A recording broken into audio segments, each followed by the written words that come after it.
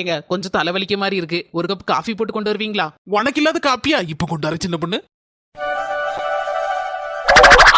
ஏடி பாத்தியா இந்த வீட்ல என்ன கூத்துலாம் நடக்குன்னு? ஏமா என்னது சொல்லுதே? அண்ணே காப்பி போட்டத பத்தியே சொல்லுதே? ஆமாடி அததான் சொல்லுதேன்.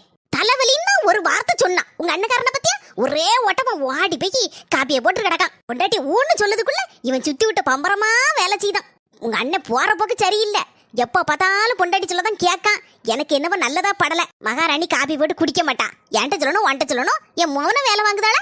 ஏம்மா பேசி முடிச்சிட்டியா? இந்த பாரு எங்க வீட்ல எனக்கு தலைவலின்னா என் வீட்டுக்காரர்ட்ட தான் நான் காப்பி போட்டு கேட்பேன். என் மாமியார்ட்ட கூட கேட்க மாட்டேன்.